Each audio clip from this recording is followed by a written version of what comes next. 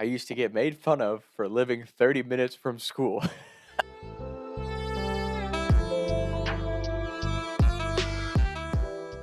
When I was looking at high schools, my parents gave me the option to look at schools, but they preferred if I went to a Catholic high school. So I toured this school called Covcath. It's all guys Catholic prep school. Everyone makes a joke about all guys schools being gay and stuff. When you're in the school and you get to tour and you're actually interested in going there, it's like, so you're telling me that I can come hang out. It's like being babysat all day. You get to goon with your friends. The teachers are more understanding of your behavior as far as like they let you push the line a little bit with social stuff, the jokes you can make, the conversations you get to have. And in high school, no one wants to admit it, but you're all really insecure because you're still finding yourself and figuring out who you are as a person. So it's actually great to be around just guys because you don't have to worry about impressing anyone or trying to flirt with chicks during the school day. So that's why I picked Covcath, and I think that's why most guys do. And obviously, they have good athletics and academics because it's all boys. It's a pool of all guys that you're picking from. So obviously, the things are going to be a little bit better than when half the school population is girls.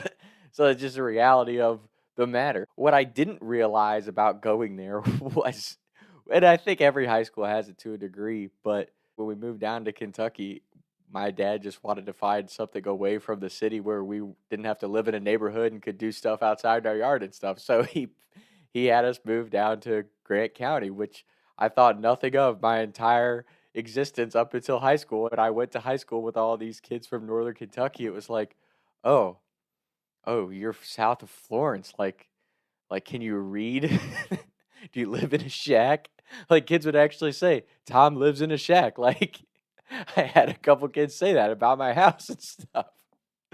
So it was just the most bizarre thing. And it was actually brutal freshman year, especially. I remember thinking, like, I never thought, like, from a perspective of, wow, people, like, are really judgmental of you based when they don't even know you or who you are or what you're about. And Covcath had a weird social dynamic that in the moment you don't realize as much, but it was like you had your 4 or 5 main feeder schools and their groups of friends, and they were considered the popular or cool kids, right? And the only way to break into to break into those cliques, especially freshman year of high school, was either are you athletic enough?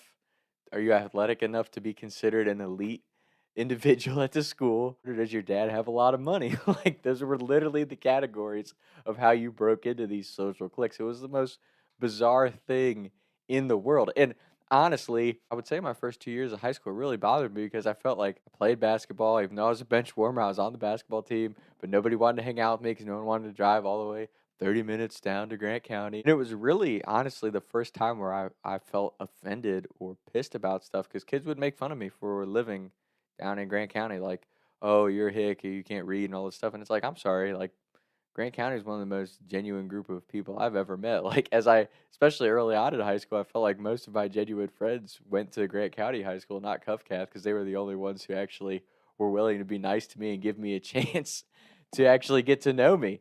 So that was a kind of a really humbling moment for me. And I definitely didn't deal with it in a positive way at first. Like when I went to Covcath and kids would say that type of stuff, like really hurt my feelings. Like I would get pissed and be like, man, fuck all these spoiled rich douchebags who have their cliquey little groups. Like I'm gonna make a name for myself and I'm gonna do this and that. And what I eventually realized is, and the reason I'm telling this story, especially to all you high school age kids out there, is like if you try to make friends based off social status or material things or that superficial popularity, then your life ends up being pretty empty because there's always going to be a group of people that have more money.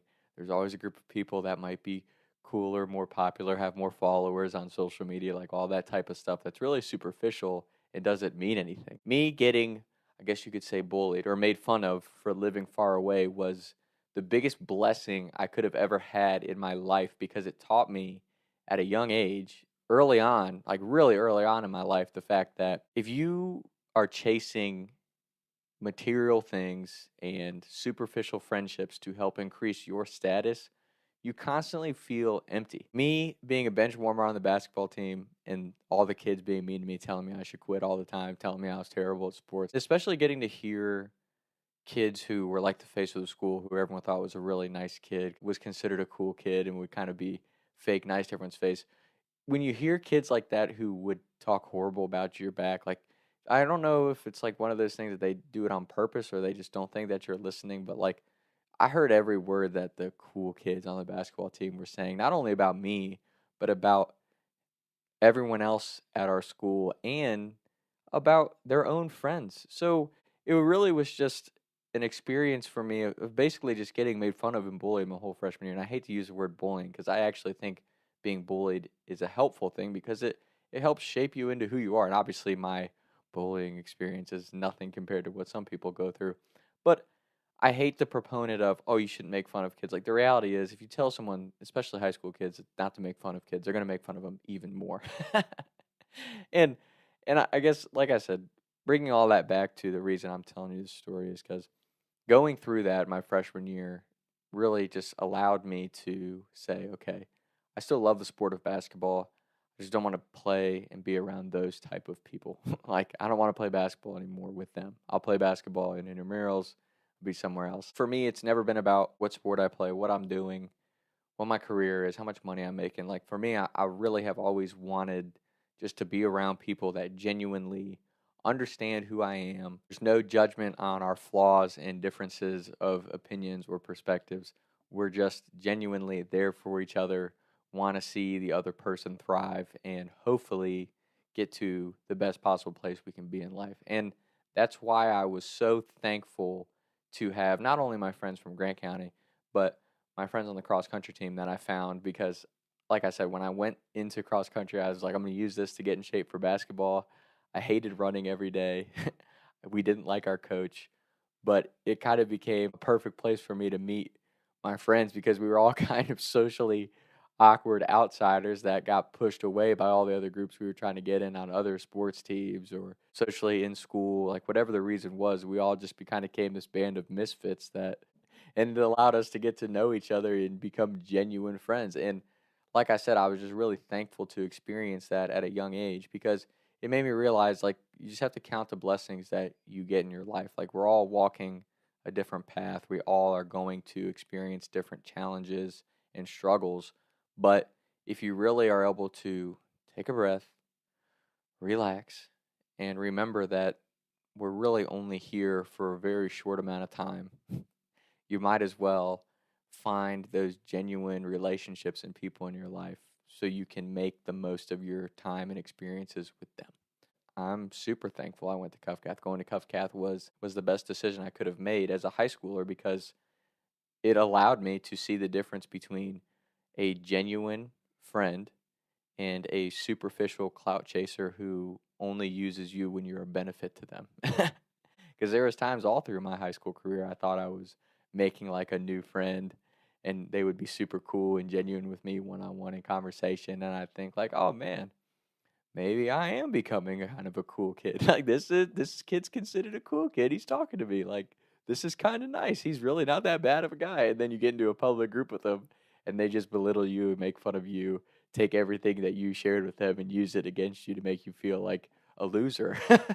That's the reality of high school in that social setting. So the reason I'm saying all that is just to all you high school kids out there, don't get discouraged by that. Don't let things that are very shallow, materialistic, and negative affect you because we're all super talented individuals. We all have a special purpose. We all have talents and abilities unlike anybody else.